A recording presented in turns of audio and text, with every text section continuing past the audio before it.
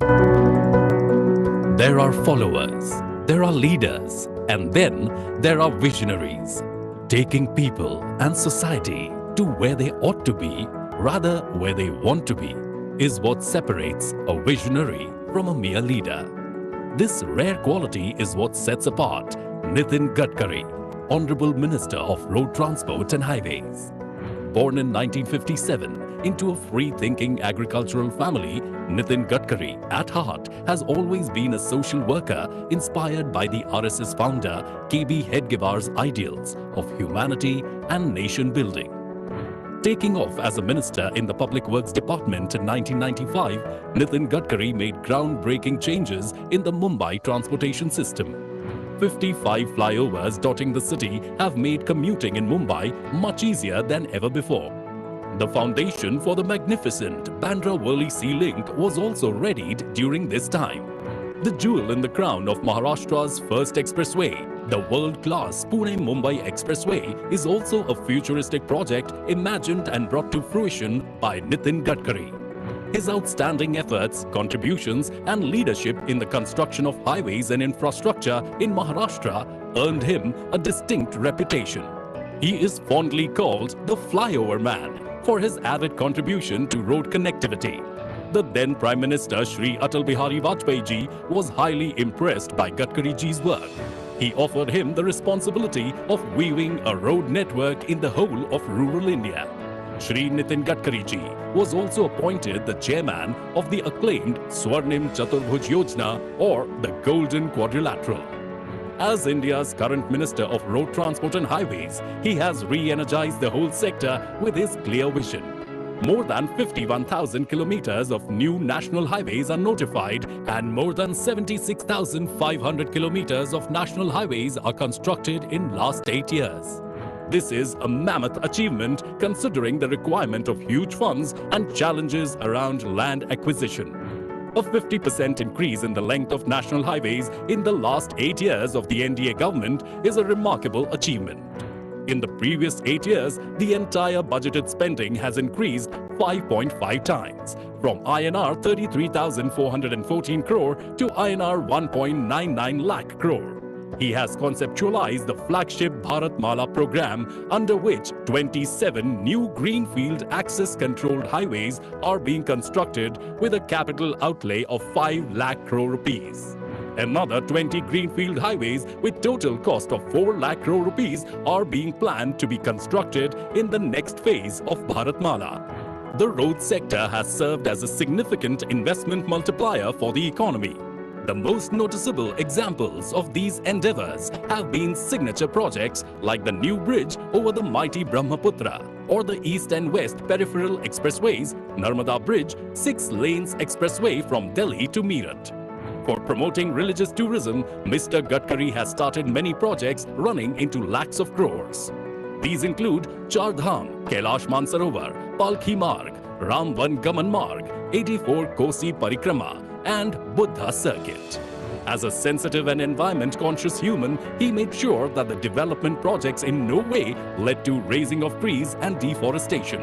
He has proposed a tree bank policy and presented the same to Environment Ministry to bring accountability with regards to the cutting and planting of trees by infrastructure development authorities like NHAI, NHIDCL, Port Authority, Railways and Airport Authority. Introduction of fast tags proved to be a groundbreaking technology introduced by him that enabled faster movement of vehicles. The electronic toll collection program through fast tags helped save fuel and time and enabled seamless movement of traffic. Mr. Gadkari introduced the first ever vehicle scrapping policy, which proved to be a major boost to the fight against pollution. Unprecedented push for research and development in electric vehicles and usage of waste materials in highway construction resulted in cutting down costs and generating wealth out of waste materials. In addition, his department accomplished all of this while setting world records. India's first of its kind CNG-run tractor was his brainchild. It has proved to be farmer-friendly, cost-effective and helpful in reducing air pollution. Gadkari ji has introduced the green hydrogen car, which runs on energy created from hydrogen as part of the ambitious Atmanirbhar Yojana launched by the Government of India. Introduction of the first flex fuel strong hybrid electric vehicle was made possible by Nitin Gadkari's unwavering commitment. Flexible fuels such as gasoline and or ethanol can be used to power flex fuel vehicles. These cars can run on fuel that has more than 20% ethanol mix. Flex fuel strong hybrid electric cars are also electric vehicles, EVs, in addition to operating on a flexible fuel model. The city of Nagpur is the first city to explore alternative biofuels for transport. These include bio-CNG buses and bio-BLNG trucks. The minister has launched several development schemes in the city of his birth. Nagpur became the first city in India to have a multi-layered transportation system, world-class infrastructure and world-class traffic management. The Union Transport Minister has several tourist attractions in mind for the Futala area of the city, such as a high-class floating musical fountain, flower garden. The musical fountain show was the first of its kind in the city. Legendary A.R. Rahman composed the music, while the commentary was by Gulzar. Megastar Amitabh Bachchan and Nana Patekar were also part of the event. These programs aim to develop tourism in the city and also provide higher-paying job opportunities to Nagpur's youth. Another brainchild of this progressive and visionary leader is the Nagpur Broad Gauge Metro. The project, with a network of 4 suburban rail lines, is a regional rapid transit system that proposes to boost up the connectivity of Nagpur with nearby towns and offer a modern, comfortable railway system to commuters. He plans to digitize Panchgaon, a hamlet he adopted under the Sansad Adarsh Gram Yojana. In the Vidarbha area, Gadkari has also completed a number of social welfare initiatives. A prime example of women's empowerment among impoverished communities is the Rural Women Self-Help Initiative that was launched under his inspiring guidance. It enables women from the villages to weave carpets out of scrap fabric. To generate long-term local employment, the Union Minister introduced Khadi Prakritik Paint, a paint derived from cow excrement in 2021. The technique aims to increase the usage of cow excrement for making environmentally beneficial products. In addition, the product is supposed to help keep the environment clean and bring in more money for farmers. When all industries were shut during the pandemic, Mr. Gadkari was standing with his countrymen. He conducted webinars and 2,000 plus video conferences during this time. His quick decision-making in procuring oxygen PPE kits helped those affected by the deadly virus. He generously donated ambulances to NGOs, helped to set up oxygen plants, factory to make remdesivir injections and injections for mucormycosis. Thus, by showcasing strong leadership and taking quick decisions, he handled COVID situation effectively. Organizing over 1,500 successful heart surgeries is another stupendous achievement of this warm-hearted good doer. Under the Rashtriya Vayoshri Yojana and Assistant to Disabled Person ADIP, we had conducted screening camp for senior citizens and disabled persons respectively. After the screening, 36,000 beneficiaries were distributed 2,71,000 assistive devices, 29,000 beneficiaries from Nagpur city and 7,000 beneficiaries from Nagpur rural. His affable nature goes beyond everyday personal equations as he continues to transmit his radiance and ideas to every individual or organization with his unmatched zeal. Gifted with an ability to dream seemingly impossible dreams and get them to fruition also defines this visionary. Nitin Gadkari shines as one of modern India's pioneering leaders, and his work is a template for the coming generations. Nitin Jairam Gadkari would always be known as the infrastructure man of India.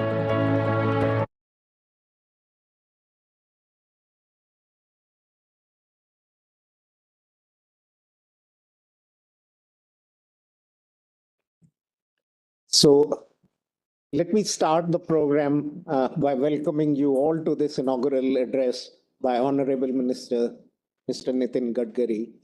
And this is the first program of its sorts on infrastructure financing by our institution.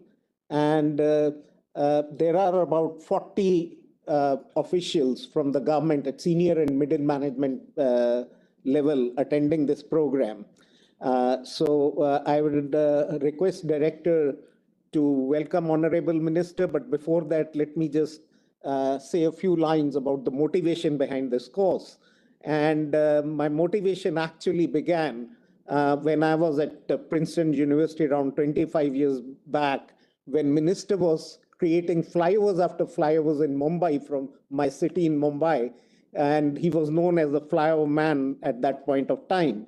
And there I was asking Professor Bobby Willig, an industrial organization professor, about what makes a nation great. And his answers were three: human capital, institutions, and infrastructure. And that was where endogenous growth theory was growing. People got Nobel Prize, Lucas and Romer. Institutions, Douglas C. North got the Nobel Prize. Infrastructure, Paul Krugman, who linked increasing returns to economic geography. And that is what he also got the Nobel Prize for. And there is a deep thinking, this profound academic thinking, and that has motivated this course, along with the rapid strides which India made with honorable ministers in last 25 years. And my central banking experience, where viable finance looked still a challenge for infrastructure. So I'm particularly thanking for NHAI for helping me create this course. Mr. Rajinder Kumar is here, Member of Finance.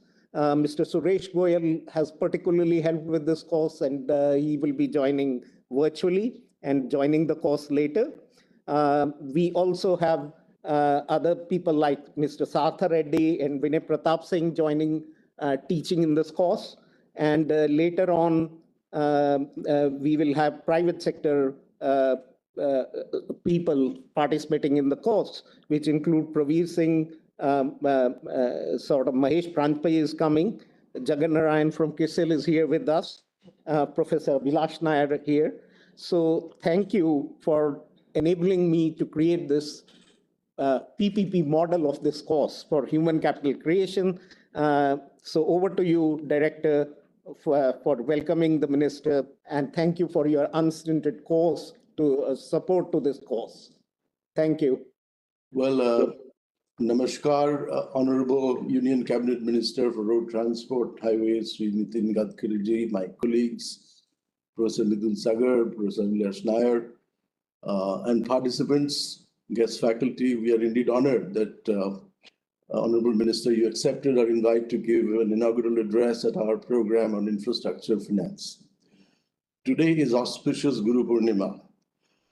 Unfortunately, the word guru gets mistaken as a teacher. Guru is not just a teacher. The word guru has three meanings, cognate meanings in Sanskrit.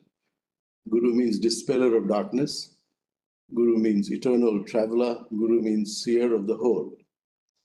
Honourable Minister, we are witness to your creation of infrastructure with benevolence and social good, with an ESG touch in the same Indian tradition of Ashoka and Sher Suri, the creator of the Grand Trunk Road, on which I ran as a school kid. This is a tradition that is now getting globalized through your work. I grew up in Calcutta in the 1980s, whereas in any other city of the world, you drove either on the right or the left. In Kolkata, you drove on whatever was left. We have come a long way since then.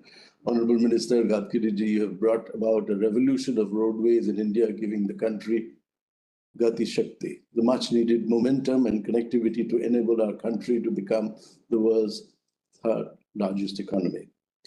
As a business and management studies professional, we all have been in awe of your tremendous accomplishment against odds, both as Public Works Department Minister in Maharashtra government and as Union Minister for Roads and Transport. You pushed the Mumbai-Pune Expressway corridor with an amazing zeal when you were the minister in the state government. We see the same zeal now being reflected in removing all obstacles for the completion of Delhi-Mumbai Expressway that is bound to be the world's envy and the nation's pride in the coming years. Your quest to make Delhi-Mumbai Expressway a green highway, supporting alternative fuels such as ethanol, methanol, green hydrogen, and overhead EV charging lines is an amazing initiative carrying the same ancient Indian tradition in modern times that will globalize Indian thought. Incidentally, I'm Code's vision is globalizing Indian thought. You can see it right there on the screen. We envision India not just to be the best in the world, but also the best for the world. We are a globally ranked school and have recently displaced IIM Kolkata, the first IIM to be set up in 1964, to be among the top 3 schools in India in the NRIF ranking this year. We believe that Indian way of management needs recognition as a distinctive style in contrast with the British, American, or even Japanese style of management. Our institution is rooted in 3 core values of Indian thought, which are especially important in a globalized world. These are Satyam, which is authenticity, Nityam, sustainability, and Purnam, which is fulfillment. These values have great relevance for present-day business and government environment. We recognize that you and your work embody these 3 values of Satyam, Nityam, and Purnam. The IMK, which is with you, which is pioneering this globalization of Indian management education, was surely with you for the transformation you're bringing in through your dedicated work, and we look forward to supporting your programs with capacity building, consultancies, research, or any other means you may deem relevant. We are aware of your oratory skill. I have seen you enthrall audiences with your flawless command over your subject. लेकिन गर्व इसमें है कि आपसे पहले हमेशा आपका काम बोलता है. You are one politician who is admired across the party divides. Let your work continue to be your yoga. Yoga Karmasu Kaushalam. Thank you and Jai Hind. Thank you, Director, for your thoughts. I now invite Honourable Minister Shri Nitin Gadkari, Union Cabinet Minister for Road Transport and Highways, to deliver the inaugural address. Namaskar. Professor Devashish Chatterjee, Director, IIM Kozhikode. Mr. P.R. Jayashankarji, MD, IIFCL. Mr. Rajendra Kumar, Member Finance, NHI. Mr. Jagan Narayan Padmanabhan, Global Head, CRISIL Rating. Distinguished faculty members, course participants of the MDP on Infrastructure Finance, and dear students. I am delighted to speak virtually with you all at the Management Development Program on Infrastructure Financing of the Indian Institute of Management, IIM Kozhikode. IIM Kozhikode is one of the premier management institutions of national importance. I also learned that the institute has recently moved up to the 3rd ranking amongst management institutes in India as per recently released National Institutional Ranking Framework rankings, and I congratulate the institute on this achievement. I thank Professor Devashish Chatterjee, Director, for inviting me and extending a warm welcome. It is a great opportunity for me to share my views on infrastructure financing. In a globalized world, we learn from each other, but this learning cannot be a one-way system where advanced economics dictate their own models on the emerging markets. So I must compliment team IIM Kozhikode taking initiative on this important topic. It is encouraging to know that the academic community and the government are responding to the capacity building challenges through management development programs. I am happy to know that the course has been carefully designed, which addresses the financing aspects of infrastructure as well as its operational delivery aspect. Friends, India is one of the fastest growing major economy and is currently ranked as the world's 5th largest economy. India has an aspirational goal to be a $5 trillion economy by 2025. Infrastructure development plays an important role in fulfilling our vision of making India a superpower economy and a developed nation in near future. Water, power, transport, and communications are the key infrastructure sectors. In my view, the government has given a massive push to the economy through the National Infrastructure Pipeline and PM Gati Shakti National Master Plan. These programs would ensure integrated and holistic infra development in the country. It is also helping us to save cost and time.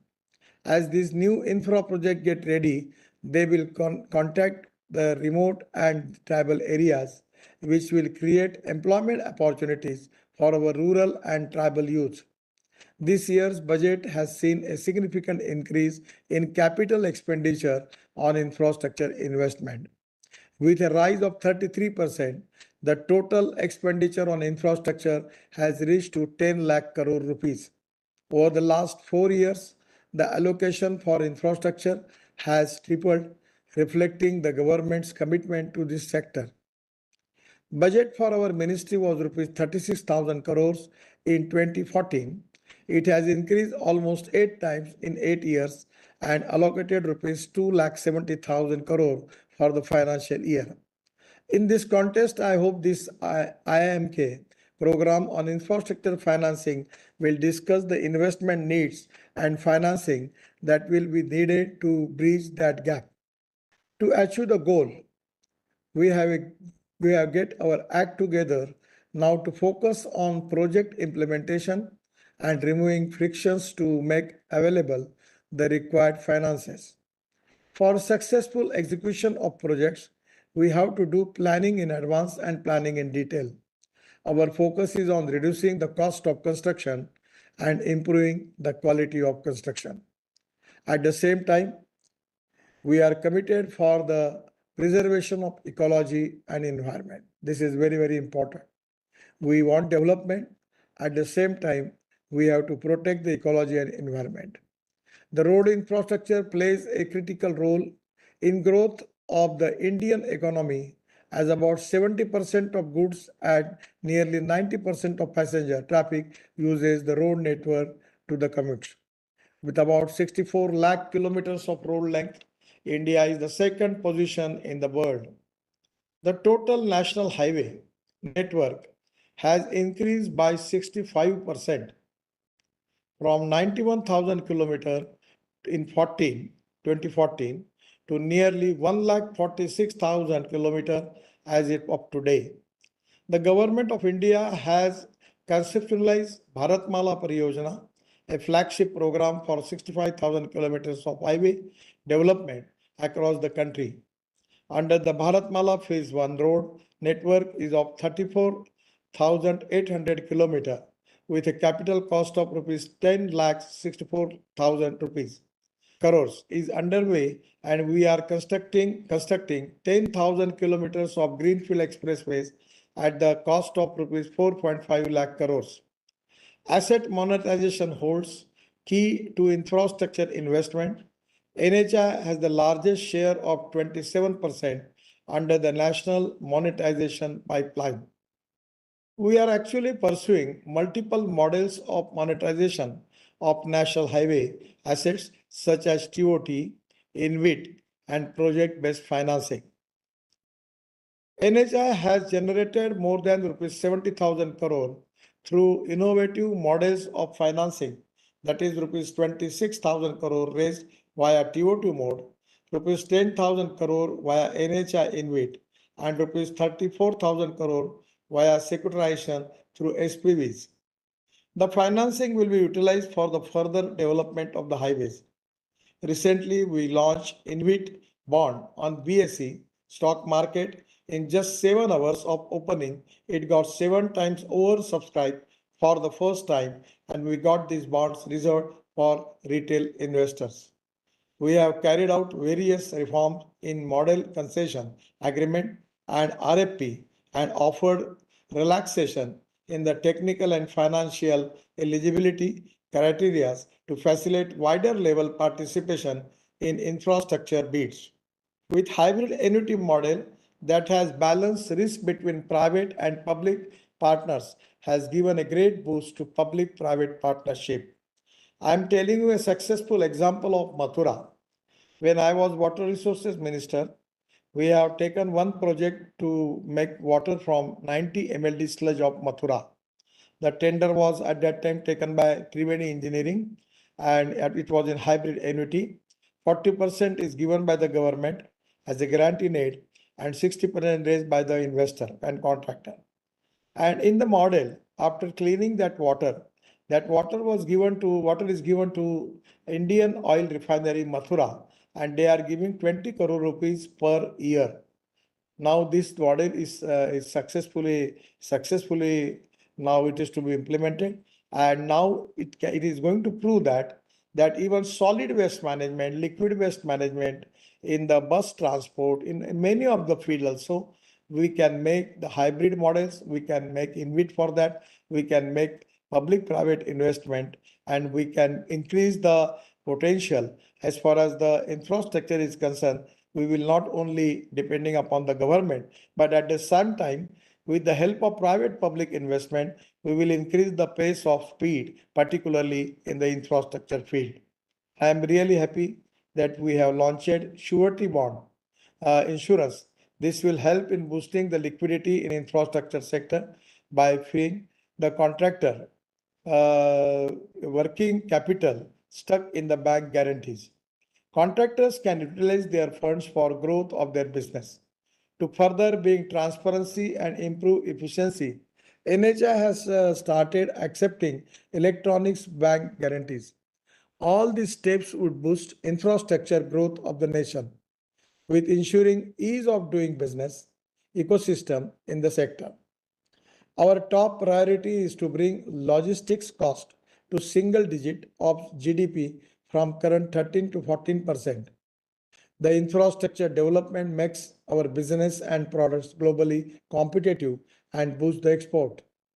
In these directions, we are developing 35 multimodal logistic parks (MMLP) and allied ecosystem at the cost of rupees 2 lakh crore.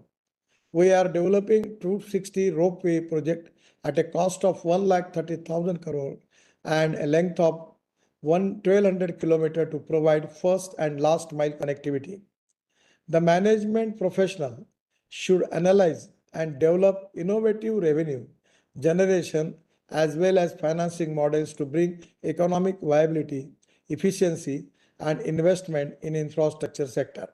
We are giving a lot of importance to innovation, research, and technology for shaping the future of the infrastructure sector. I believe that the proven technology, economic viability, availability of raw material, and effective marketing make a success story. It is important that the government officials participating in this program would take the maximum benefit from it through their experience sharing and the academic inputs for this platform.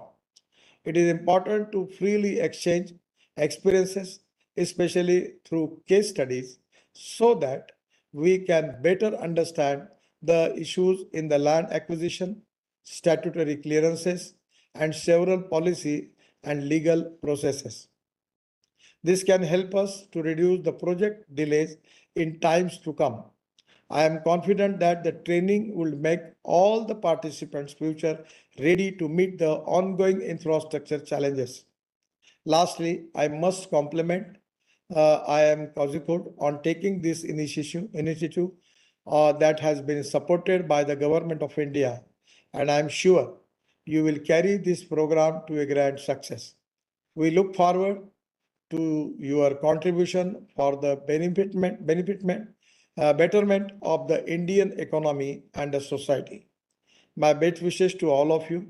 Thank you. Namaskar. The only one thing which I will request to the government officers that our decision-making process should be fast, transparent, time-bound, result-oriented, and corruption-free. The time-bound decision-making process is very important in government. The time is the most important capital. As compared with the resources and the technology, time is equally important. So my suggestion to the all government officers that immediate fast-track decision-making process with the transparency is the need of the hour for making success story. I am really happy to interact with you. Thank you very much. Namaskar. Thank you, Minister, for such a very deep speech with a lot of inputs for the participants. If you kindly agree to take a couple of questions from the participants who are keen to do that. I know you have very limited time, maybe just two. You can take 1 to 2 questions. Okay, thank you. So, is anybody from the participants want to ask? Go ahead. Yeah. Thank you, Honorable Minister. Thank you for your time and inspiring. I would like to know one question. What are the chances of Indian economy becoming the advanced economy by 2047? Thank you, sir. क्या पूछ रहे हो?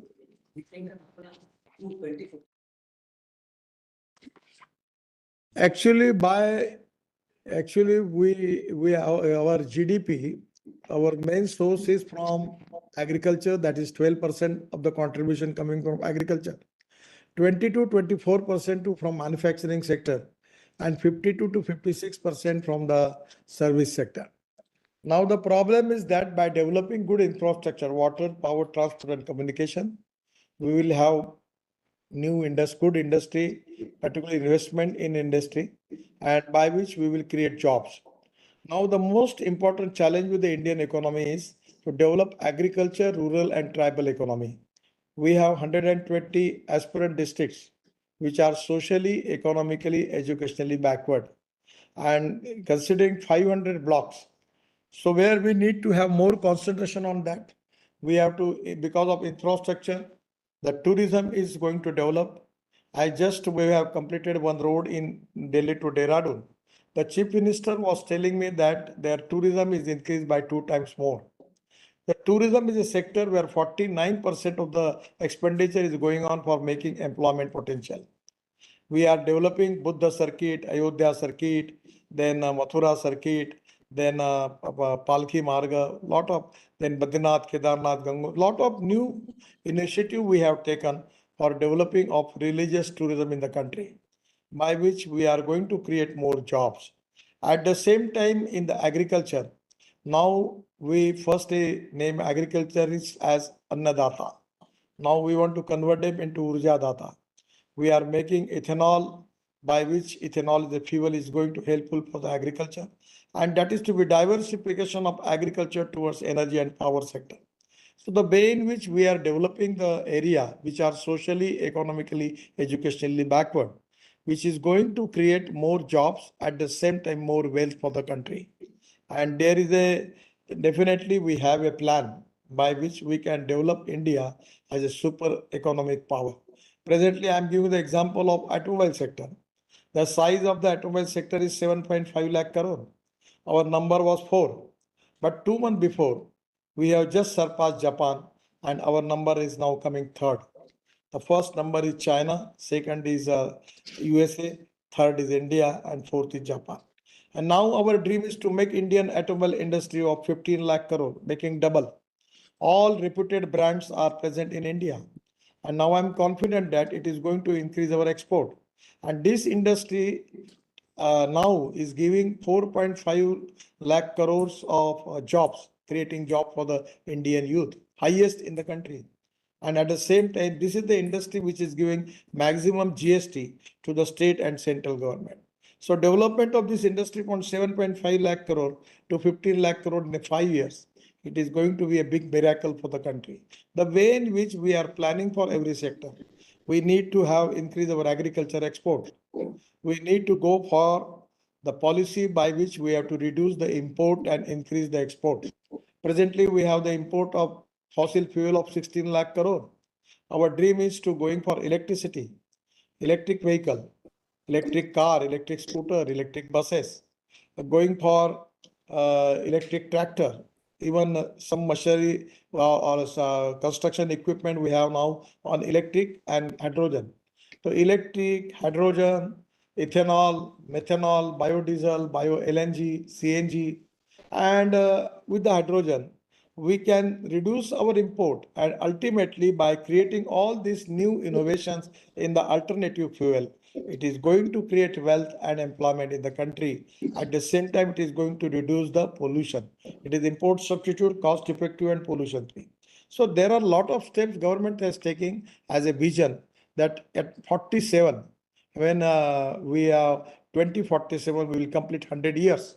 And for 100 years, under the leadership of Prime Minister, we are planning having a vision by which we can make India as a #1 economic power, super economic power in the world. And that is our planning. We are working on that. And I am confident that we will succeed. But we need to plan the policy and vision for every field. I always telling the people that you can donate eye, but you cannot donate vision. So appropriate vision, futuristic technology. There are two important philosophy which I always telling the people.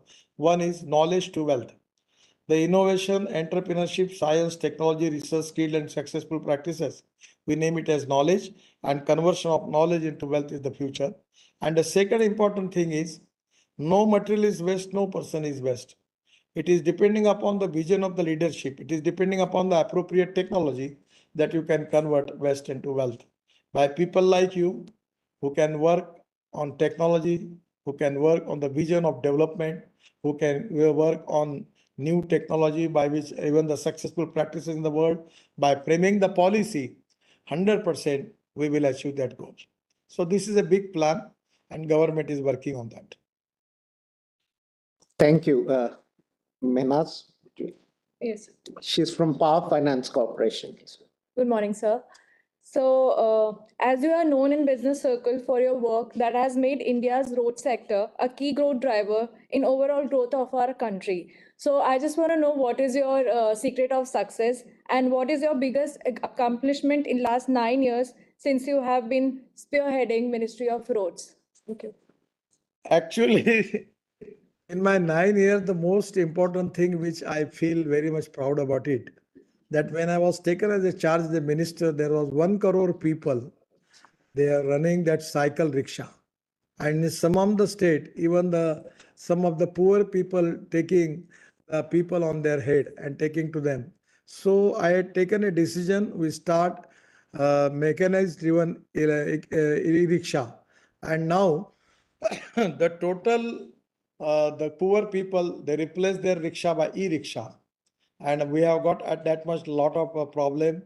We have to go up to the Supreme Court and the decision is finalized. And now because of e-rickshaw and e-card for the humanity ground, it is to be a great thing in my life that today these people are free from that exploitation. That was a social exploitation, and that was supposed to be one of the great thing in my life.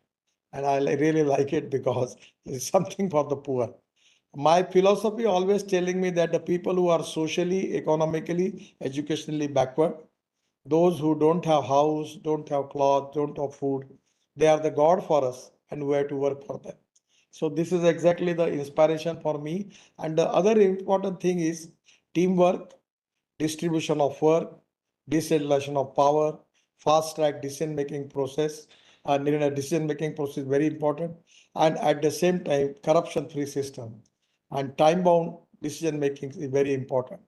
I always tell it to the government officers that I like people who can get the things done. Even I like people who can take the wrong decisions, but I dislike honest people who don't want to take the decisions. To making decision fast is very important in government, and that is the reason that with the teamwork, it's not only my credit. The credit goes to contractors, officers. We have 7 world record. This is all because of our team. It's not only my credit.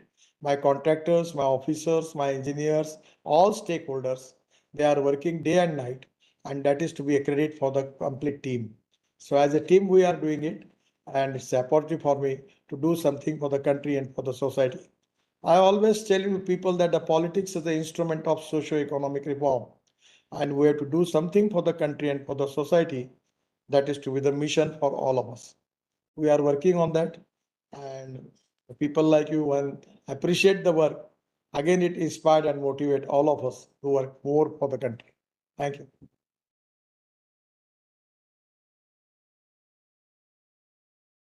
One last question. Sir, If- Yeah, Akash. it's regarding the, good morning, sir. This is Akash Gupta from Power Finance Corporation Limited. My question,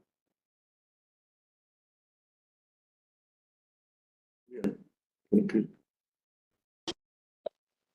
My question is, how is the government? Yes, sir. I am Yes, Akash yes. Gupta from PFC Limited. My question is, how is the government shifting the priorities in the infrastructure sector to support the energy transition to achieve the net zero target by 2070? Actually, 2070, our target is for net zero, actually pollution, but there we have a lot of now in the power. 38% power is solar power in the power basket. And the power corporation role is very important. My suggestion is we have a tremendous capacity for hydropower. And power is the most important thing without which we cannot develop our country. But there are a lot of obstacles because of land acquisition, forest environment clearances. We need to have the clearances of all the project as early as possible. And we cannot stop thermal power, but we need to have concentrate on nuclear power also, we can think about it, and geothermal power. The wind power also we have got the potential. The green power is also there.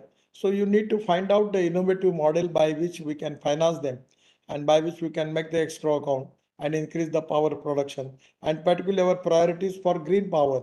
So definitely I feel that the role power is very important as far as the pollution is concerned. We need to reduce thermal power, and also if we can be competent to have a green power more, then we can think about it. We can stop the thermal power. At the same time, our road sector is creating 40% of the pollution in the country. Now we have Euro 6 emission norms of world standard. And at the same time, we are now encouraging electric, flex engine, ethanol, then methanol, then the CNG, LNG. We have 35 projects in the 135 project in the process, making bio CNG and bio LNG from Parali, rice straw. And 28 projects are already started. Then we have a lot of projects now on the planning that I got hydrogen car. And hydrogen is also the futuristic fuel. Presently, we are the importer of the energy. Our dream is to make exporter of the energy. And for this reason, we need to have more concentration on hydrogen. The hydrogen is from water and biomass, and organic waste is green hydrogen. Hydrogen from petroleum, it is to be brown. Hydrogen from coal is the black hydrogen. But our farmers they can develop green hydrogen. And even the municipal waste, by segregating municipal waste, we can get organic waste by which we can get hydrogen. Even the sewage water, we can make the sewage water clean, and again we can use it for making hydrogen. We are the #1 manufacturer of electrolyzer in the world now. So the technologies are already developing, and I am confident that by the futuristic technology which we are going to take on the basis of that, 100% the day will come within short time that we will be the exporter of the energy. So the power sector is very important, and I feel that by making all this initiative day by day, we will reduce the carbon emission, and 100% 2070 we will achieve that goal. We are conscious of the time of the ministers. So, Professor Surev, would you kindly do the vote of thanks? Shri Nitin Gadkari ji, Honourable Union Cabinet Minister for Road Transport and Highways, thank you very much, sir, for your words of wisdom to the participants of the first batch of the Management Development Programme on Infrastructure Financing, especially your advice to management professionals to develop innovative financial models has resonated deeply with the participants and listeners here. On behalf of the IIM Kozhikode family, I extend an invitation and hope that we get an opportunity to host you on our green, clean and pristine campus very soon.